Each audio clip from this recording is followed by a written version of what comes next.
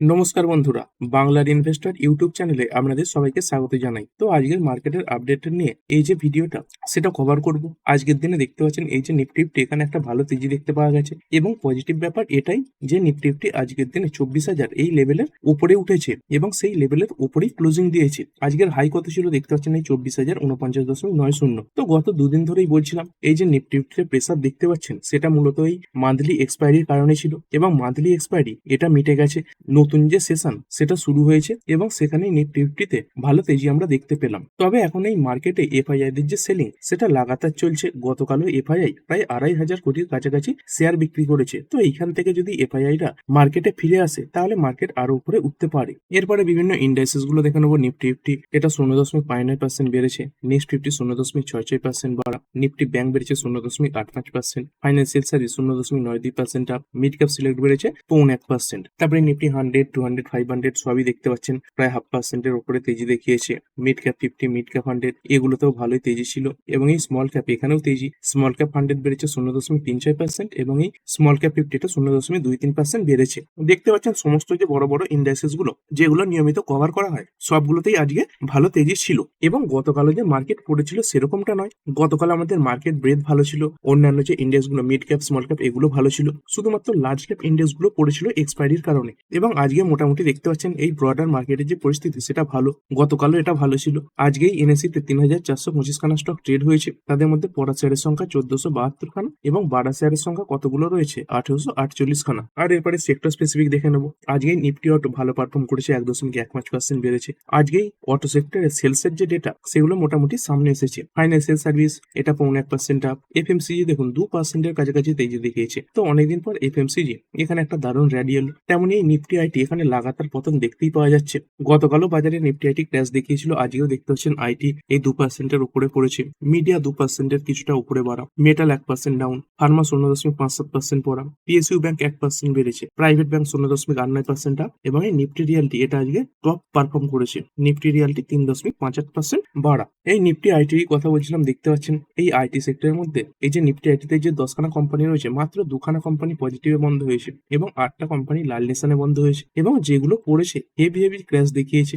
যেমন তাদেরই মধ্যে দেখতে পাচ্ছেন এই যে কোফোর্জ লিমিটেড এটা 6.5%-এর উপরে ডাউন। তাই সঙ্গে সঙ্গে এই এমফেসিস এখানেও লাগাতার দেখতে পাচ্ছেন লোয়ার লো ফরম্যাটই দেখতে পাওয়া গেছে। আর এরপরে global market, crude oil, gold, silver এগুলো একটু দেখে নিই। যদি ক্রুড অয়েলের কথা বলি, দেখতে পাচ্ছেন ব্রেন্ট ক্রুড এটা আজকেই 73-এর নিচে নেমে গেছে, 72.14 ট্রেড করছে এবং তারই সঙ্গে সঙ্গে ডব্লিউটিআই ক্রুড এটা এখনো 70-এর নিচেই রয়েছে। এই ইরান বলছে তারাই নর্মাল যে দামে তেল বিক্রি করতো তার থেকে 20% বেশি দামে তাদের তেল বিক্রি করছে। তারপরে যখন এই ইউএস ব্লকে তুলে নিয়েছে তারপরে এবং এই ইরান দেখতে পাচ্ছেন প্রায় 40 মিলিয়ন ব্যারেল এই যে তেল সেটা এক্সপোর্ট করে দিয়েছে। তো আগে স্যাংশন ছিল, এই কারণে কি হতো এই যে তেলের এক্সপোর্ট সেখানে প্রবলেম দেখা যেত, কিন্তু এই যে স্যাংশন এটা রিলিফ দেওয়ার পরে দেখতে পাচ্ছেন তাদের তেলের যে এক্সপোর্টের পরিমাণ সেটা 20% বেড়েছে। তো এটা ইরানের জন্য পজিটিভ ব্যাপার। তারই সঙ্গে সঙ্গে এই যে তেল সেটা তারা বেশি দামে বিক্রি করছে। এরপরে চলুন এই যে গ্লোবাল মার্কেট এগুলো দেখে নিই। গতকাল তো গ্লোবাল মার্কেটে তেজি ছিল কিন্তু ইন্ডিয়ান মার্কেট এক্সপায়ারির কারণে পড়েছিল। আজকে তেমনই উল্টোটা দেখতে পাচ্ছেন, এই ইন্ডিয়ান মার্কেট বেড়েছে কিন্তু গ্লোবাল মার্কেটে মোটামুটি ক্র্যাশই দেখতে পাওয়া গেছে। এই যেমন ইউরোপিয়ান মার্কেট গুলো ড্যাক্স 0.27% পড়া, ফুটসি 100 0.5%-এর উপরে ডাউন, ক্যাক 40 পড়েছে 0.90%, ইউরোস্টক 0.70% ডাউন হয়েছে। এরপরে জাপানের মার্কেট নিক্কেই এটা 0.59% আপ, সাংহাই এটা 0.44% বাড়া, তারপরে এই হ্যাংসেং এটা 0.63% পড়েছে এবং এই কোসপির মার্কেট এটা দেখতে পাচ্ছেন 2.04% পড়া। বেশিরভাগ যে ইন্ডেক্স যেগুলো আমরা মূলত আলোচনা করি সেগুলো দেখতে পাচ্ছেন লালেই বন্ধ হয়েছে, একটা দুটো শুধুমাত্র বাদ দিয়ে। আর এরপরে ডাউ জোন্সের যে ফিউচার্স রয়েছে মানে আমেরিকান মার্কেটের যে ফিউচার্স দেখতে পাচ্ছেন এই ডাউ জোন্স এই যে ফিউচার্স এটা লাল নিশানি সারাদিন ট্রেড করছে। এই সঙ্গে সঙ্গে এই যে নাসডাকের ফিউচার্স এটাও সারাদিন লাল নিশানি রয়েছে, প্রায় 0.5%-এর কাছাকাছি পতন এখানে দেখতে পাওয়া যাচ্ছে। আর এই গোল্ড সিলভার কি বলছে, এই ইন্ডিয়ান মার্কেটের হিসেবে দেখছেন এই যে গোল্ড এটা সামান্য বাড়া এবং এই সিলভার এটা সামান্য পড়া রয়েছে। এবং যদি স্পট গোল্ডের কথা বলি, মূলত এই গোল্ড স্পট এটা দেখতে পাচ্ছেন এই $4,000 রেঞ্জেই ঘোরাফেরা করছে। এছাড়াও যদি আমাদের ইন্ডিয়ান মার্কেটের কথা বলি, আজকে বহু এসএমই আইপিও মার্কেটে লিস্ট হয়েছে। তো আমরা মেন বোর্ড যে আইপিও সেগুলো মূলত আলোচনা করে থাকি যেগুলো মোটামুটি একটু ভালো হয়, কিন্তু আজকের দিনে প্রায় 4 থেকে 5খানা এসএমই আইপিও মার্কেটে লিস্ট হয়েছে এবং সবই প্রায় 10 থেকে 12% ডিসকাউন্টে হয়েছে, মানে নেগেটিভে লিস্ট হয়েছে। আর এরপরে মার্কেটের টপ গেনার এবং লুজার গুলো দেখে নিই। আজকে রিটস এই যে শেয়ারটা এটা দেখতে পাচ্ছেন আজকেই 12.86% একটা তেজি দেখিয়েছে। এই তেজির পেছনে কারণ কি দেখতে পাচ্ছেন, এই কোম্পানি একটা নতুন ইনফ্রা প্রজেক্ট পেয়েছে। তো এই প্রজেক্টের ভ্যালু কত দেখতে পাচ্ছেন, এই প্রজেক্টের যে ভ্যালু এটা হচ্ছে 175 কোটি টাকা। তারপরে ডেলিভারি এই শেয়ারটা 7.85% বাড়লো। এরপরে আর পাওয়ার এটা 9%-এর কাছাকাছি আপ। তারপরে হেক্সাওয়ার টেক এটা 6.83% বেড়েছে। আইকেএস এটা 7.5%-এর কাছাকাছি বাড়া। তারপরে এই এনআইএসিএল এটা দেখতে পাচ্ছেন 2.5% আপ। জি এন্টারটেনমেন্ট এটা 4.5% বেড়েছে। তারপরে আদিত্য বিড়লা রিয়েল এস্টেট এটা 5.36% আপ। আর এরপরে যদি লুজার শেয়ার গুলো দেখি, তো আজকে মার্কেটে ভয়ঙ্কর ক্র্যাশ দেখিয়েছে কেপিআইটি টেকনোলজিস। দেখতে পাচ্ছেন 16.5% পড়ে গেছে। তো কি কারণে পড়েছে, 2-3খানা মূলত কারণ রয়েছে। প্রথমত দেখতে পাচ্ছেন এই যে কোম্পানিটা রয়েছে, এরা কি বলছে তাদের এই জুন কোয়ার্টারের যে রেজাল্ট সেটা দুর্বলই থাকতে পারে। কোম্পানি এটা অনুমান করে চলছে এই আমেরিকা থেকে তাদের যে ডলার রেভিনিউ তৈরি হয়, তো সেটাই ইয়ার অন ইয়ার 1% ডিক্লাইন বা পড়ে যেতে পারে। এছাড়াও কোম্পানি এটা বলছে তাদের প্রথম কোয়ার্টারে যেই ধরনের রেভিনিউ তৈরি হবে সেরকমই রেভিনিউ এই সেকেন্ড কোয়ার্টারেও থাকবে, মানে বড় কোনো ইমপ্রুভমেন্ট আসবে না। এবং কোম্পানির এইসব কিছু কথা বলার পরে এই যে জেপিএম এরা দেখতে পাচ্ছেন এই যে স্টক এটাকে ডাউনগ্রেড করে দিয়েছে। মানে কোম্পানি নিজেই খারাপ গাইডেন্স দিচ্ছে, তাদের ব্যবসাতে উন্নতি হচ্ছে না এরকমটাই তারা বলছে। শুধুমাত্র এই যে কোম্পানির ব্যবসা এখানে ইমপ্রুভমেন্ট নেই এমনটা নয়, এই যে গোটা সেক্টর এখানেই কিন্তু সেরকম বড় কোনো ইমপ্রুভমেন্ট নেই। এছাড়াও আরো একটা যে কারণ সেটা কি, সেটা হচ্ছে আজকের দিনে এই শেয়ারে কিছু ব্লক ডিলও হয়েছে। এবং এই একই সেক্টরে কাজ করা আরেকটি কোম্পানি টাটা এলেক্সি এটাও দেখতে পাচ্ছেন 6.5%-এর কাছাকাছি পড়েছে। কি কারণ দেখতে পাচ্ছেন, এই কেপিআইটি টেক তারাই কোয়ার্টার ওয়ানের রেভিনিউ প্রফিট গাইডেন্স এগুলো নিয়ে ওয়ার্নিং দেওয়ার পরই এই স্টক পড়েছে। একই সেক্টরে কাজ করা কোম্পানি, তো একটা কোম্পানি যেহেতু আশা করছে তাদের খারাপ নাম্বার আসবে, সেই কারণে এই একই সেক্টরে কাজ করা অন্যান্য যে কোম্পানিগুলো রয়েছে টাটা টেক বলুন টাটা এলেক্সি বলুন এগুলোতেও নেগেটিভ ইম্প্যাক্ট পড়েছে। এখানে দেখতে পাচ্ছেন এটাকে রাবাব বলা হয়। এরপরে আপার ইন্ডাস্ট্রিজ এটা 6.94% ডাউন। যদিও কোম্পানির জন্য কিছুটা পজিটিভ খবর ছিল, এই কোম্পানির যে বোর্ড তারা 2,500 কোটি ফান্ড রেজিং এর ব্যাপারে অ্যাপ্রুভাল দিয়ে দিয়েছে, তা সত্ত্বেও এই স্টকটা পড়েছে। তারপরে এআইএ ইঞ্জিনিয়ারিং এটা 2%-এর উপরে পড়া। আর এরপরে আজকের দিনে অটো সেলস এর যে ডেটা সেটা সামনে এসেছে, তো ডিটেলসে দেখে নেবো অটো সেলস এর ডেটা। প্রথমত আমরা ওভারঅল যে সেক্টর রয়েছে মানে 2 হুইলার 4 হুইলার এগুলোর যে সেলস এর ডেটা এগুলো দেখবো, মানে সব কোম্পানি এখানে রয়েছে।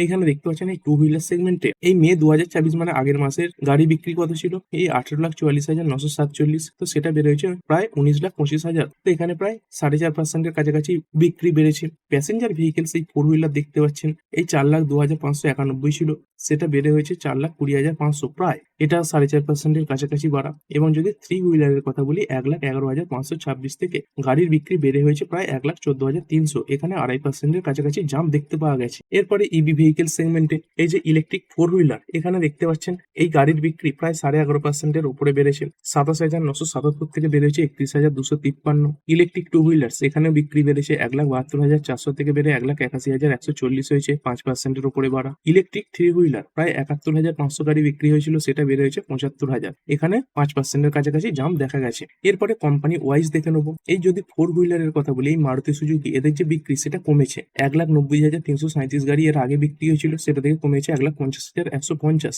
এখানে 21% পতন। টাটা মোটরস এদের সেলস বেড়েছে 59,090 থেকে গাড়ি বিক্রি বেড়েছে 63,083। তারপরে মাহিন্দ্রা অ্যান্ড মাহিন্দ্রা 58,021 থেকে বেড়েছে 60,393, এখানে 4%-এর উপরে জাম্প। তারপরে হুন্ডাই মোটর 47,837 থেকে পড়ে হয়েছে 39,635, এটা 17%-এর উপরে পড়ে গেছে। তারপরে টয়োটা এখানে 1% জাম্প। তারপরে কিয়া ইন্ডিয়া এখানে 11% পতন দেখতে পাওয়া গেছে। এবং এই জেএসডব্লিউ এমজি মোটরস এদের যে গাড়ির বিক্রি এটাই 30% বেড়েছে। তো এই কোম্পানিটা খুব সুন্দর তাদের যে সেলস সেটা বাড়াচ্ছে। এরপরে এটা হচ্ছে ইলেকট্রিক 3 হুইলার, এই মাহিন্দ্রা লাস্ট মাইল মোবিলিটি এদের যে বিক্রি এটা 3.82% বেড়েছে। 34,571 থেকে বেড়ে হয়েছে 35,890। বাজাজ অটো এদেরও বেড়েছে 3 হুইলার ইভির বিক্রি 17,200 থেকে বেড়ে 18,124, 5.5%-এর কাছাকাছি জাম্প। এরপরে ইলেকট্রিক 4 হুইলার দেখে নেবো, তো টাটা মোটরস এদের যে ইলেকট্রিক গাড়ির বিক্রি এটা বেড়েছে 10,870 থেকে বেড়ে 12,045 হয়েছে, প্রায় 11% জাম্প। মাহিন্দ্রা অ্যান্ড মাহিন্দ্রা এদেরও ইভির বিক্রি বেড়েছে 6,530 থেকে বেড়ে 7,648, 17%-এর উপরে জাম্প।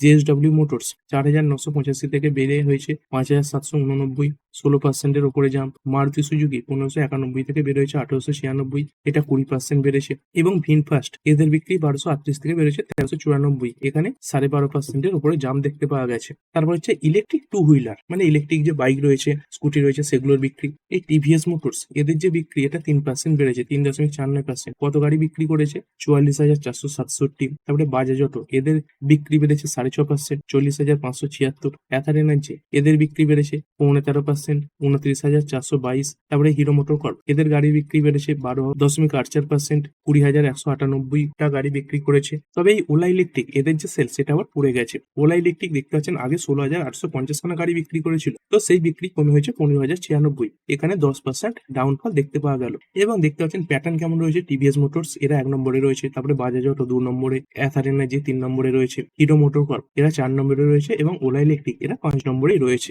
এবং যদি ট্রাক্টর সেলস এর কথা বলি, ট্রাক্টর সেলস কার বেশি হলো, তো সামনেই বর্ষার সিজন রয়েছে, এই সময় ট্রাক্টরের যে সেলস এগুলো বাড়ে। যেমন মাহিন্দ্রা দেখতে পাচ্ছেন 59,935 খানা ট্রাক্টর বিক্রি হয়েছে, 20% উপরে জাম্প। এবং এই এসকর্ট কুবোটা এটাও একটা বড় কোম্পানি, দেখতে পাচ্ছেন 13,695 খানা ট্রাক্টর বিক্রি হয়েছে, 43% উপরে জাম্প। তারপরে সোনালিকা রয়েছে, এটাও একটা বড় ব্র্যান্ড, প্রায় 12,800 খানা ট্রাক্টর বিক্রি হয়েছে, 15% জাম্প। তারপরে টেপ দেখতে পাচ্ছেন 11,950 খানার মতো ট্রাক্টর বিক্রি হয়েছে, এখানে প্রায় 12% উপরে জাম্প দেখতে পাওয়া গেছে। তো এই ছিল গাড়ি সেলস এর ডেটা। আর ভিডিও শেষে নিফটি ফিফটি দেখে নেবো। নিফটি ফিফটিতে আজকে 33টা কোম্পানি সবুজে বন্ধ হয়েছে এবং 17টা কোম্পানি লাল নিশানে বন্ধ হয়েছে।